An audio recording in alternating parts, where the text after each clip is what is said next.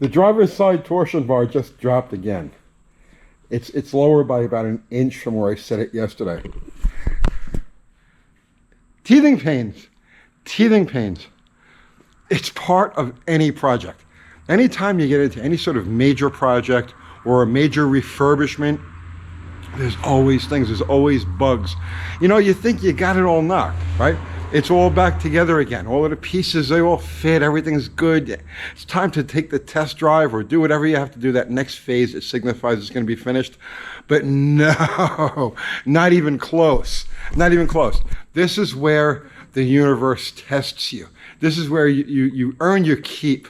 It's what separates the men from the boys, because I can't tell you how many people will get to that stage in a project, you know, they've actually finished the bulwark, you know, the major work, they've assembled the bits and pieces, they got it together, it'll even start and function, but then comes the part where you're working through the bugs, the teething pains of any project.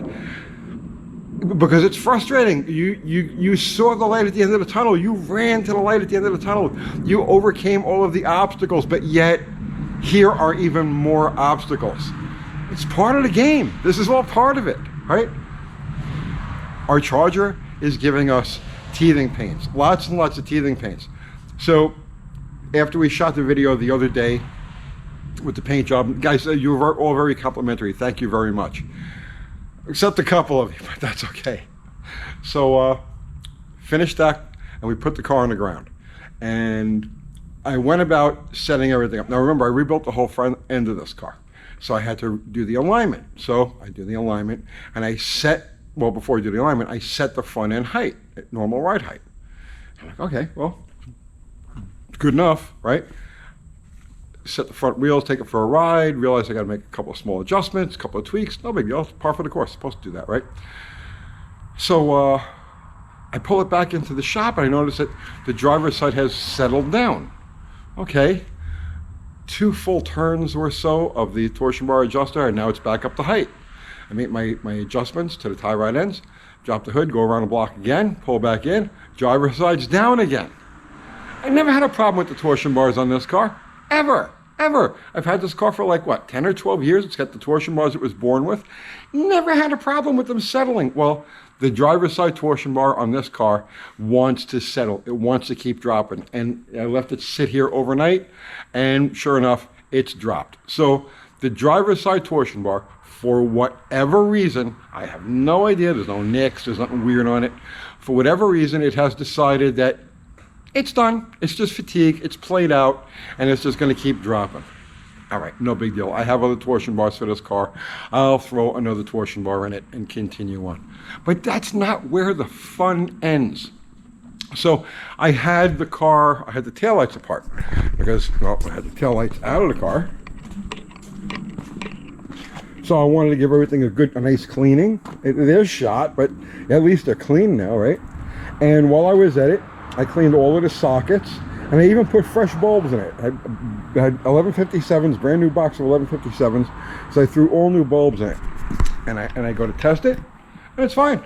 You know, turn on the lights. All my lights are working across the board. Great.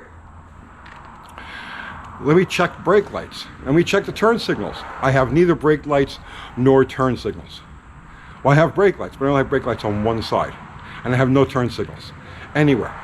I never had a problem with brake lights or turn signals before. In the time that I've had this car, the whole time I've had this car, never had a problem with brake lights or turn signals. Always worked.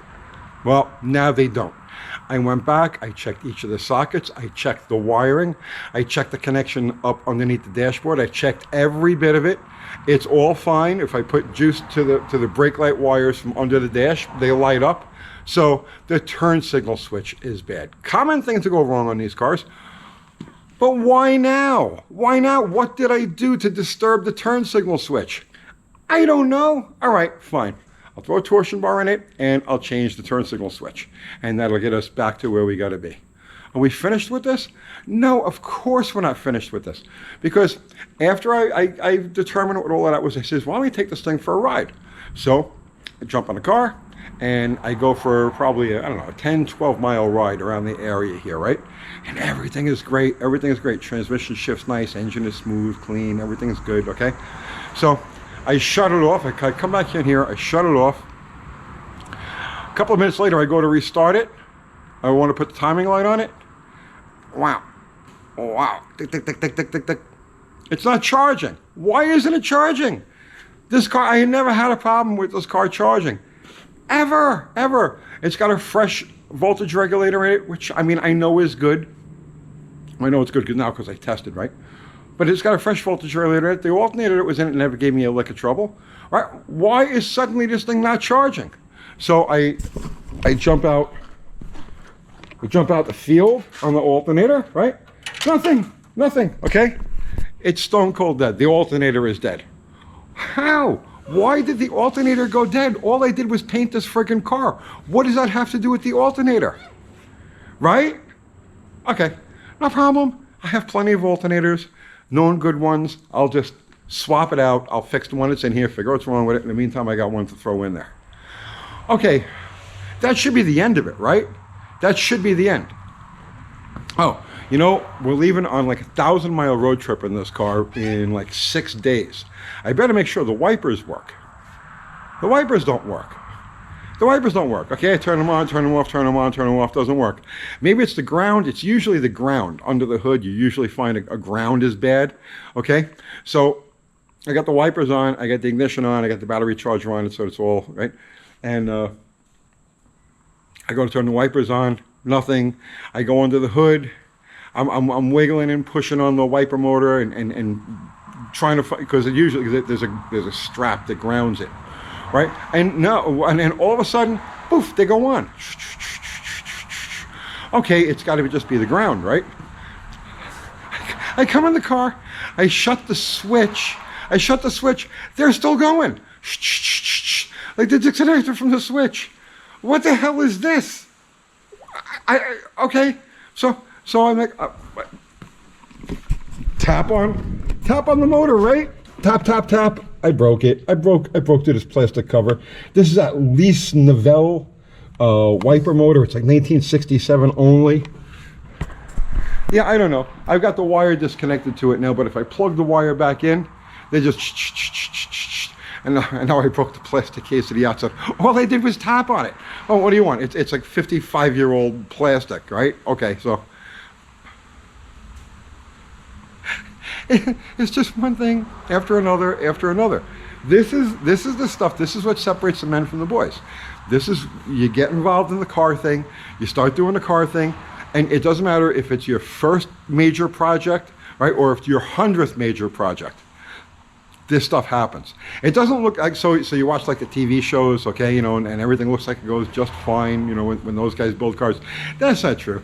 After they're done filming at night, a whole crew of people, mechanics and techs and everything come in, and they swarm over the car and they make sure that everything works correctly. Unfortunately, here in YouTube land, we don't have that. It's just me, myself, and I. You're gonna, if you haven't come across this situation yet, where you've basically completed a project, but then it just fights you. If you haven't been here yet, trust me, my brother, you will be here, and it's part of it. You know, and the key to getting through is just expect it. The first thing you do is expect it. Expect the unexpected, because you never know what form it's going to come in. But expect the unexpected and muscle through. Just keep your eyes forward. Keep going what you want, and just muscle through and work through all those little issues one at a time. And hopefully, you know, you get the last of them. You never really have the last of them. Let's face it, these things are ancient, okay? They weren't supposed to last but like, you know, 5 or 6 years. And here we are, half a century and more later, trying to milk them along. It's just part of it, right? You're always going to have these problems. But the teething pains, just expect it, smile, and motor through. I'm going to swap the alternator. I'll see you tomorrow.